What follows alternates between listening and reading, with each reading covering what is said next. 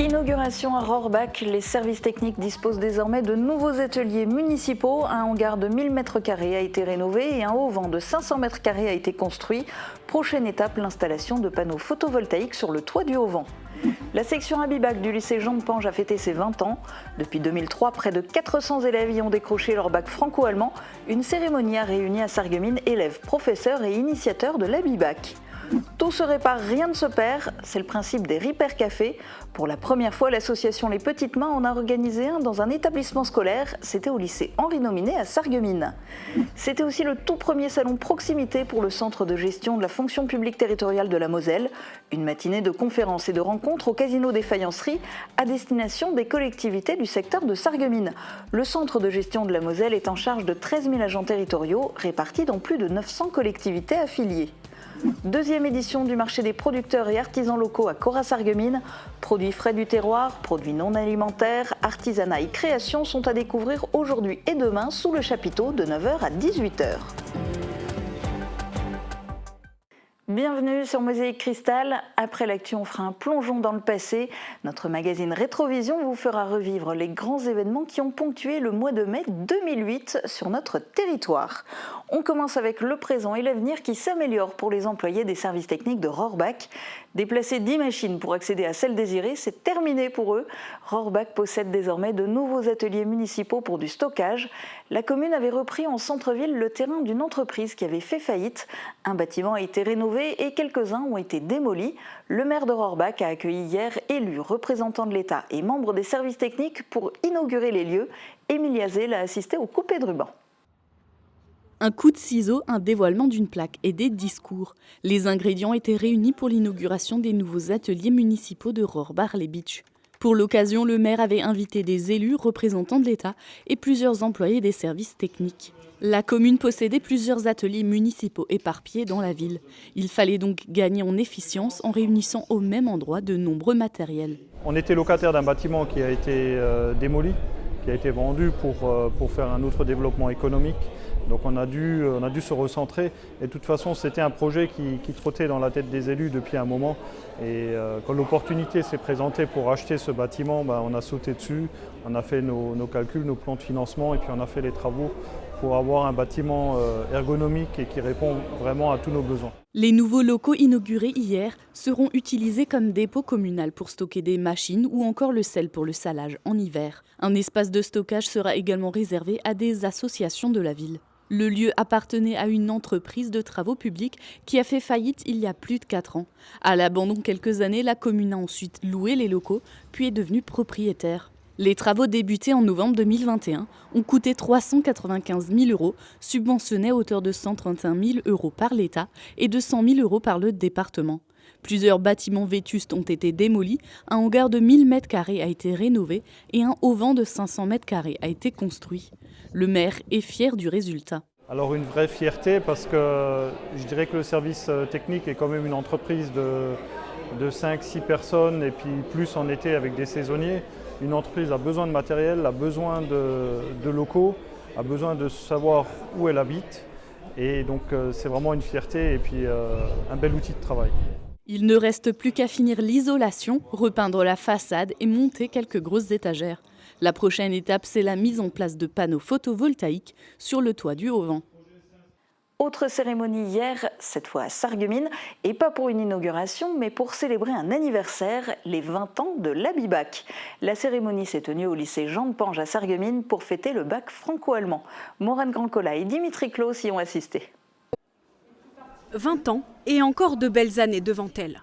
La section Abibac du lycée Jean de Pange de Sarreguemines a célébré son 20e anniversaire hier après-midi lors d'une cérémonie un peu spéciale. Cet après-midi va permettre aussi aux uns et aux autres, anciens inspecteurs, anciens professeurs, anciens élèves, de s'exprimer sur cet événement, sur les 20 années qui ont constitué leur parcours professionnel aussi et qui ont beaucoup marqué leur parcours professionnel.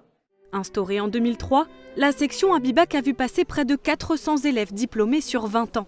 Cette filière a d'ailleurs été l'une des premières instaurées en Moselle grâce aux élus de l'époque. J'avais acquis la conviction que dans une région frontalière, il fallait donner un maximum de chance aux élèves. Et c'est lors d'un budget à l'Assemblée nationale on a la possibilité de poser des questions. C'est à ce moment-là que j'ai demandé au ministre Claude Allègre l'autorisation de faire ouvrir 2 Abibac en Moselle, à Faber et puis à Jean Depange. 20 ans plus tard, la section séduit encore et toujours les habits bacheliers, plus communément surnommés les habits. Je suis de nationalité allemande et du coup je veux faire des études en Allemagne forcément aussi plus tard. Et du coup c'est pour ça que j'ai fait Abibac pour que j'ai pas de problème après en Allemagne pour être accepté. Parce que sinon j'aurais dû encore faire des concours et tout ça d'allemand. Et l'Abibac ça m'a rendu ça beaucoup plus facile, quoi. Du coup j'ai eu beaucoup de chance parce que comme j'habite à Kadenbronn et ici tout de suite à Sarreguemines, il y a l'option Abibac, c'était très bénéfique. Déjà, on peut travailler en Allemagne où on veut parce que c'est un bac. Parce qu'en Allemagne, il y a différents types de bacs par région. Et nous, on peut aller où on veut. Et on peut travailler aussi dans les pays germanophones comme la Suisse, le Luxembourg, un peu partout, quoi. Pour rappel, la section Abibac a été créée avant tout dans la continuité du traité de l'Élysée. Le but ? Concrétiser les rapprochements entre la France et l'Allemagne à travers ce parcours scolaire. Je fais partie des conseillers techniques du recteur Richard Lagagné et je viens en fait aujourd'hui pour saluer le travail des équipes au service de la mission franco-allemande. Donc le rectorat de l'Académie Nancy-Metz s'est inscrit dans une stratégie académique en faveur de l'apprentissage de l'allemand aux côtés de l'anglais aussi bien sûr, mais on met l'accent sur le franco-allemand dans notre académie parce que ça nous paraît complètement justifié par la situation géographique de notre académie. Rendez-vous désormais dans 10 ans pour célébrer le 30e anniversaire de cette section qui a encore de très belles années devant elle. Les objets ont droit à une seconde vie, c'est le leitmotiv de l'association Les Petites Mains et c'est le message que ses membres ont voulu transmettre à des élèves du lycée Henri Nominet à Sarreguemines. C'était la première fois qu'un Repair Café était organisé dans un établissement scolaire. Reportage de Jules Lefébure et Morane Grandcola. Marche pas. Elle marche pas. Vos objets ne fonctionnent plus, pas de panique, le Repair Café va tenter de les réparer. Ce mercredi, des élèves du lycée Henri Nominet ont assisté à une journée de sensibilisation autour de la question de réparabilité des objets du quotidien. C'est l'association Les Petites Mains qui a organisé ce qu'on appelle un Repair Café. Comprenez une rencontre pour échanger, apprendre et réparer ensemble des objets dans le but d'empêcher le gaspillage et de limiter les déchets. C'est la première fois qu'un atelier de ce type est organisé dans l'établissement et on doit cette initiative au professeur en sciences de l'ingénieur. J'ai souhaité sensibiliser le jeune public justement à la réparation d'objets parce que bien souvent il s'avère qu'on jette des objets qui sont facilement réparables et du coup ça permet d'économiser des déchets et de préserver un peu la planète. L'idée est vraiment que les jeunes apprennent à réparer. Ce matin ils ont appris pas mal de choses, rien que le nom des outils nécessaires au démontage des différents objets qui ont été ramenés. Et puis, effectivement, ils ont pris conscience qu'en réparant, on limite les déchets. Les élèves ont joué le jeu et avaient pour la plupart apporté des objets défectueux. Encadrés par des bénévoles de l'association, dont leurs professeurs, ils ont réussi à en sauver la plupart et le message semble être bien passé. Et moi j'aime beaucoup ce système parce que ça permet de pouvoir réparer les anciens objets, de ne pas en racheter un autre et de connaître un petit peu plus son objet, comment il fonctionne. Depuis tout petit, m'apprend qu'il faut toujours, qu'au lieu d'acheter du neuf, on peut toujours réparer, modifier, créer des nouvelles choses quand on en a besoin. Et donc aujourd'hui, j'ai pu vraiment le faire. Ce premier essai est une réussite. Cet atelier sera sans doute reconduit l'année prochaine avec pourquoi pas un Repair Café par mois. Grâce à cela, stop au gaspillage. Matinée de rencontres et de conférences hier matin à Sarreguemines, le centre de gestion de la fonction publique territoriale de la Moselle a organisé son tout premier salon proximité au casino des Faïenceries. Reportage de Jules Lefébure et Morane Grandcola. Proximité, des conférences à destination des collectivités. Jour important pour le centre de gestion de Moselle qui organisait son premier salon proximité ce jeudi à Sarreguemines. Au programme, 3 conférences sur l'attractivité de la fonction publique territoriale, du risque pénal lié aux accidents et aux maladies professionnelles et aux démarches obligatoires en matière de gestion des ressources humaines. Le but pour le CDG de Moselle, rencontrer et échanger autour de ces questions avec les élus du territoire. Les centres de gestion ont pour mission de gérer les ressources humaines des collectivités territoriales. Celui de Moselle, par exemple, est en charge de 13 000 agents territoriaux, répartis sur plus de 900 collectivités affiliées. Autre mission, participer au développement des collectivités territoriales. Le prochain salon proximité du centre de gestion de Moselle se tiendra le jeudi 1er juin à Amnéville. Le deuxième marché des producteurs et artisans locaux, c'est maintenant. Plus de 20 exposants se sont installés sous chapiteau sur le parking du Cora de Sarreguemines. Ils y resteront jusqu'à demain 18h. Guillaume Dumontail s'est rendu sur place ce matin. Des gros volumes aux produits du terroir. Une vingtaine d'exposants et d'artisans locaux ont investi les 1200 m² du chapiteau installé sur le parking du magasin Cora de Sarreguemines. Ils participent à la deuxième édition du marché des producteurs et artisans locaux organisé par l'enseigne. Cora a proposé aux exposants d'investir gratuitement cet espace. Ils peuvent ainsi faire découvrir leurs produits aux clients jusqu'à samedi 18h. En parallèle de ce marché, l'association Texas Club de Sarreguemines va effectuer aujourd'hui à 17h une démonstration de danse country. Une heure plus tard, à la cafétéria débutera une soirée western. Elle durera jusqu'à 22h. Il sera possible de se faire prendre en photo dans un décor dépaysant et de manger des plats qui s'inscrivent bien dans la thématique du Far West. Dans un instant, on plonge dans le passé avec Rétrovision. On lève d'abord les yeux vers le ciel radieux. Voici les prévisions de Météo France pour demain. Couverture et zinguerie, une toiture Moder Habitat apporte sécurité, protection et pérennité par tous les temps. Retrouvez votre programme avec le Crédit Mutuel, partenaire des grands événements de votre région. Une banque qui appartient à ses clients, ça change tout.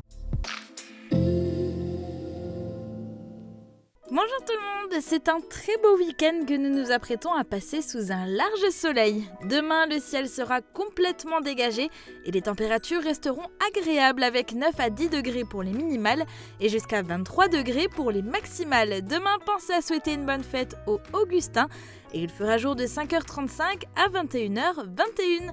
Passez tous une belle journée et un très bon week-end. C'était votre programme avec le Crédit Mutuel, partenaire des grands événements de votre région. Une banque qui appartient à ses clients, ça change tout.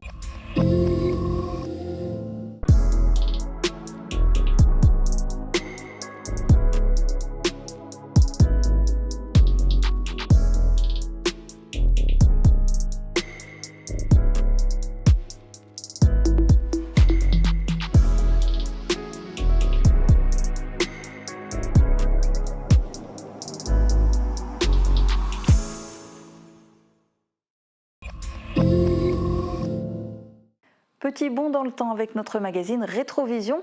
Aujourd'hui, on retourne en 2008 et plus précisément au mois de mai 2008, qui a été ponctué par des manifestations contre la disparition du 57e RA à Bitche, la fermeture aussi de Rilo à Sarreguemines, mais d'un autre côté, l'installation des bisons à Petit-Réderchin. Retour dans le passé. C'est une affaire française, une affaire européenne. Le plaisir qu'on a de vivre dans une démocratie. L'important, c'est d'avoir vécu un moment ensemble. Depuis 1997, dans le pays de Bitche, depuis 2005 à Sarreguemines et Sarralbe, des JRI sillonnent l'arrondissement pour relater l'info locale. Des heures d'archives ont ainsi été enregistrées sur des cassettes, des DVD, des disques durs et des serveurs. La mémoire audiovisuelle du territoire.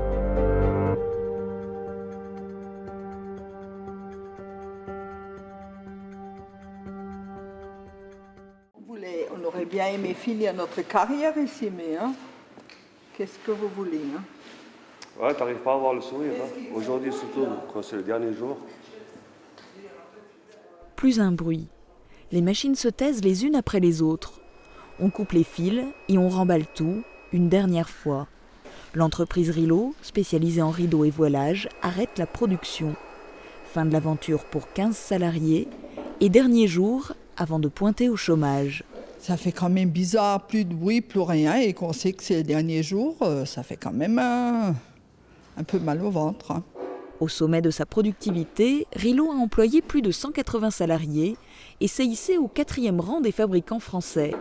Racheté par le groupe allemand Albany, Rilo voit ses effectifs baisser depuis 1993. Placée en redressement judiciaire suite à un détournement de fonds opéré par son ancien comptable, l'entreprise enchaîne les plans sociaux. C'est un peu triste de quitter l'usine où j'ai passé 31 années, que c'est vraiment triste pour moi et pour tous mes collègues. Ce dernier jour, il est très, émouvant, parce que ça fait quand même 17 ans que je travaille dans cette usine et que, il y a des beaux jours. Et le fait de perdre son travail après 17 ans de travail, bien sûr, c'est un peu dur. Cette fois, le plan social est assorti d'une délocalisation. Désormais, rideaux et voilages seront fabriqués dans d'autres filiales du groupe, notamment en Chine. Rilo conserve à Sarreguemines ses activités de développement et de distribution, ainsi que son magasin d'usine et sa partie commerciale. Reste aussi le petit atelier de confection. Au total, 12 personnes continuent de travailler à Sarreguemines. Mais la production, c'est-à-dire le tissage, disparaît, et avec elle, 15 salariés. Ce que je vais faire, je vais essayer de chercher, mais à mon âge, je ne sais pas où je vais vraiment trouver. Je ne veux pas perdre espoir. Je pense qu'il y a l'avenir, on peut. Mais ce qu'il y a, on n'est jamais sûr en ce moment, quoi. C'est ça. Le plan de restructuration et le plan social s'accompagnent pour les ouvriers licenciés d'une cellule de reclassement pour les accompagner dans leur recherche d'un nouvel emploi. Mais il n'y a pas de possibilité de reclassement au sein du groupe Albany. 50% de la surface actuelle de l'entreprise vont être loués à d'autres sociétés et les métiers à tisser vont être vendus. Reste uniquement l'optimisme du directeur de Rilo. Je ne m'interdis pas d'imaginer que Rilo puisse redémarrer un jour à produire de façon locale des tissus dont elle aurait besoin dans la confection de ses produits. Une stratégie qui permettrait à l'entreprise d'être plus réactive aux commandes de ses clients, mais qui n'est pour le moment pas à l'ordre du jour. C'est la fin des haricots. Du jamais vu en Moselle, des bisons. Voici la descendance du premier troupeau d'Amérique du Nord importé en France. C'est des bisons qui arrivent de différents élevages, donc une partie de Normandie, de 2 élevages de Haute-Saône. C'est pas évident de trouver des bisons comme des vaches ou autres. Et puis donc on a réussi à en trouver, pour l'instant il y en a 20 et on attend encore 16 bisons donc. Robin, 20 ans, a eu le coup de foudre pour cet animal sauvage lors d'un stage en BEP. Lorsqu'il a repris avec son cousin l'exploitation de leur grand-père, Robin et Eric ont suggéré cet élevage original sur le banc de Petit Réderchin. L'entretien sur ce type d'animaux, c'est surtout tout ce qui est surveillance, vu que c'est des animaux qui vivent toute l'année à l'extérieur. Ils sont moins compliqués que les vaches, donc ils vont tout débroussailler, quoi. Je veux dire, tout ce qui est haies et tout, ils vont s'y frotter, les haies vont diminuer et les ronces ne viendront pas non plus, même autour des arbres et tout ça, quoi. Les 2 éleveurs ont l'intention de commercialiser la viande de bison, un mets rare, voire introuvable dans les supermarchés et dont la qualité est incomparable à celle d'un bovin. C'est une viande qui va être beaucoup plus riche en fer et en protéines, qui est très adaptée elle va être adaptée pour les gens qui ont du cholestérol, elle est pauvre en matières grasses. Donc pour nous, c'est vraiment l'atout qu'on a avec le bison, c'est de proposer une viande plus saine, on peut dire, que la viande de bovin, et elle est encore moins grasse que le poisson. Eric et Robin ont l'intention d'agrandir le troupeau de bisons avec, en plus, des naissances attendues pour l'année prochaine. Solidaires et conscients de l'enjeu de la dissolution du 57e régiment d'artillerie, tous les élus non seulement du pays de Bitche, mais de l'arrondissement de Sarreguemines se sont mobilisés hier matin. 80 maires ou leurs représentants ont relevé la réelle menace qui pèse sur le 57e régiment d'artillerie de Bitche, ainsi que la gravité de la situation. Sa disparition en viendrait à complètement détruire le tissu économique et social de cette commune, sachant que nous n'avons pas d'autres ressources, si ce n'est encore accessoirement le tourisme, mais qui demande à être développé. Eh bien, pour nous, ça sera vraiment la catastrophe, ça sera vraiment dramatique. Et je crois que tous les élus qui sont venus ce matin l'ont bien compris, et en nous épaulant, nous ont mis beaucoup de baume au cœur. Nous allons maintenant aller de l'avant avec beaucoup plus d'énergie encore. Aller de l'avant pour le maintien à Bitche d'une présence militaire consécutive au programme de restructuration des armées dans le pays. Pour l'heure, aucune décision n'est prise. Cette décision sera prise en fonction de la mobilisation que nous aurons. Et il faut que nous fassions comprendre au pouvoir public, d'abord au ministre de la Défense et ensuite, dans un deuxième temps, au président de la République, à qui sera donné l'arbitrage au mois de juin, que nous sommes déterminés à ne pas lâcher notre 57e régiment d'artillerie parce qu'il y va, je dirais, de l'économie de toute une région rurale. Ce faisant, la réunion de travail du matin a été l'occasion pour les élus de décider d'un programme d'action de mobilisation à entreprendre pour les jours à venir, à commencer par une grande manifestation populaire samedi prochain à Bitche. Des manifestations plus légères qui pourraient devenir plus dures si l'absence de conscience au niveau du gouvernement se fait ressentir. Nous allons avoir un rendez-vous à l'Élysée dans quelques jours. C'est une première action.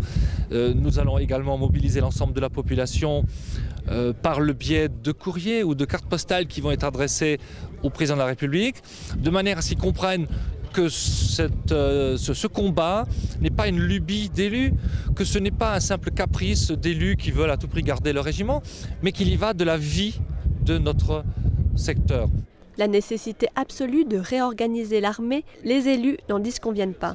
Mais pour autant, cette restructuration ne doit pas faire fi d'aménagement du territoire. Restructuration, oui, mais il faut qu'on prenne en considération notre territoire. Et le président de la République, qui n'a pour l'instant pas répondu à notre question, j'espère, la vraie réponse que j'attends, c'est que demain, au niveau de l'arbitrage, on nous réponde positivement. À défaut de maintenir le 57e régiment d'artillerie, c'est de maintenir la présence de l'armée, une autre arme, d'autres régiments. Au sortir de cette réunion et au sortir de ce défilé jusqu'à la citadelle de Bitche, la solidarité de l'ensemble des élus est présente. Une solidarité qui sera peut-être reprise par l'ensemble de la population samedi prochain à l'occasion de la grande manifestation devant le site du 57e régiment d'artillerie. Un air désenchanté comme si c'était du déjà-vu. Pour certains, c'est d'ailleurs le cas. 10 ans plus tôt, le 4e cuir était dissous. Le scénario semble se répéter cette fois avec le 57e régiment d'artillerie. Bitche, quartier Pagésie, le siège du régiment du Centaure, ils sont probablement plus d'1 millier à occuper la route, à effectuer cette marche lente. Des élus de toute la Lorraine et de toutes les sensibilités politiques sont représentés, une procession qui semble flegmatique, habillée de banderoles de toute nature. Pourtant un message unique s'en dégage, il faut maintenir en activité le 57e régiment d'artillerie. Un message que porte sans détour le maire de Bitche, Gérard Imbert. La ville fortifiée compte 5700 habitants. La dissolution de l'armée entraînerait, comme il le rappelle, des conséquences dont elle aurait du mal à se remettre si les 1300 personnes qui y travaillent et leurs familles qui vivent sur le secteur venaient à partir. Serait-ce que le champ de Mars, les logements neufs, qu'est-ce qu'on en fera ça aura une incidence sur le commerce local. 30% du chiffre d'affaires, c'est ce qui est prévu pour les commerçants. Sur le plan scolaire, 171 élèves dans le primaire, 74 dans le secondaire. Faites le calcul, on va supprimer au moins un groupe scolaire entier, sinon des classes dans le secondaire, les collèges et les lycées. Aux côtés de Gérard Imbert, un parterre de grands élus, députés, sénateurs, conseillers régionaux et généraux. Au-delà de Bitche et de son secteur, toute la région lorraine est concernée par la nouvelle carte de la défense que veut mettre en place Hervé Morin, comme l'explique le sénateur de la Moselle et président du conseil régional, Jean-Pierre Masseret. Il y a 4 ou 5 régiments menacés en Lorraine. Ça représente à peu près 5000 personnes, 5000 soldats. Et avec leurs familles, ça doit faire 12 ou 13 000 personnes. C'est 140 millions d'euros de revenus qui sont distribués dans ces régiments. Donc c'est du pouvoir d'achat, c'est des activités du commerce, c'est des logements qui sont occupés, ce sont des places d'école qui sont occupées de collèges, de lycées, voire d'universités.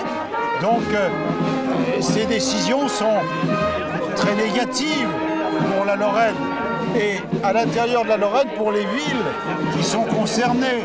À travers les rues de Bitche, le Champ de Mars, mais également le centre-ville où les commerçants ont symboliquement baissé les rideaux, et jusque sur le parvis de l'hôtel de ville, la manifestation interpelle les habitants et les passants qui, comme les manifestants, sont invités à voter massivement une pétition contre la fermeture du 57e RA et la fin de la tradition militaire qui fait la particularité de la ville de Bitche. Alors en ce qui concerne le coût économique et social de cette dissolution, si elle devait se produire, on n'y est pas encore. Je ne pense pas qu'on va y arriver parce que ce serait vraiment un coup dur porté au secteur du pays de Bitche.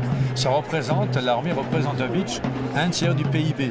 Donc ce qui veut dire que ça représente un tiers de la richesse du pays de Bitche et notamment de la ville de Bitche. supprimer un tiers de la richesse comme ça subitement par un trait sur un cahier qu'on appelle le livre blanc, ce serait illogique de la part de gouvernements responsables. Quand on est élu responsable, je pense qu'on a le devoir d'analyser la situation économique et non pas de prendre de telles décisions qui seraient fatales à un secteur économique. Parce que malgré qu'on peut parler de compensation, éventuellement, aucune compensation à l'heure actuelle serait à la hauteur de compenser ce que le Pays de Bitche pourrait perdre par le départ ou la dissolution de ce 57e ERA. La manifestation aurait-elle l'effet escompté? Les avis sont partagés.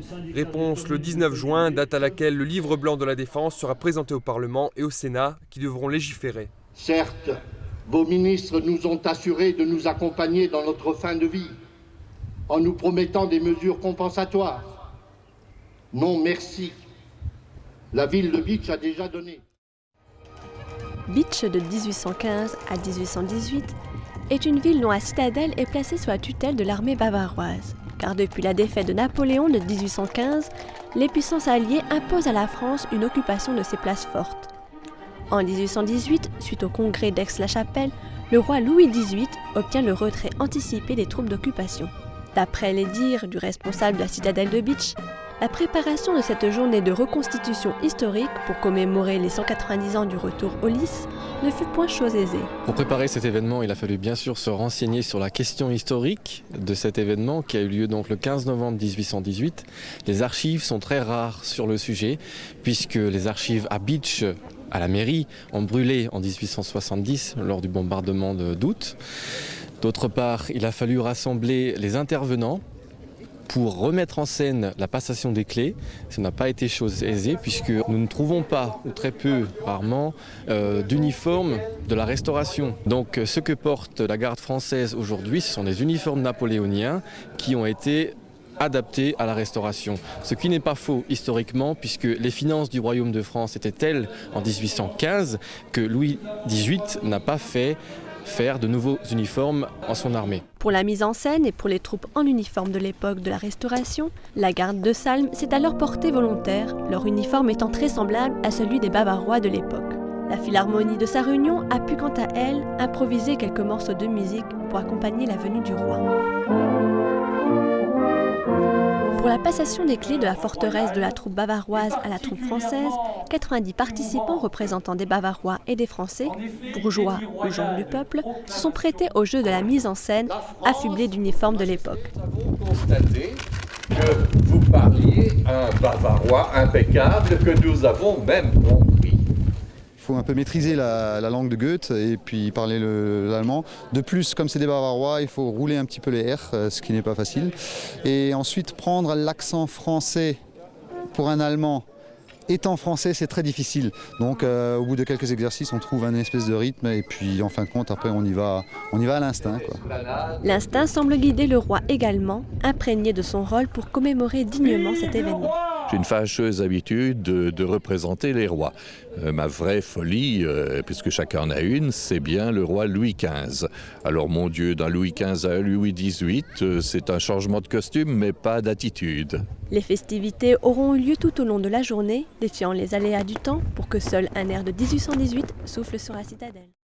Les arboriculteurs connaissent bien les jardins fruitiers de Lacquenexy. Conservatoire d'espèces fruitières, le jardin détient près de 1000 variétés fruitières mosellanes, dont 700 variétés de pommiers. Devenu incontournable pour les passionnés d'arboriculture, aujourd'hui, le site prend une dimension touristique avec son jardin des saveurs. 13 petits jardins côtoient le verger. Une balade qui met tous les sens en éveil. Jardin d'essence, potager du curieux ou de l'épicurien, jardin interdit et fleurs à croquer. 3 ans de travaux ont été nécessaires pour aménager le site. C'était un pari.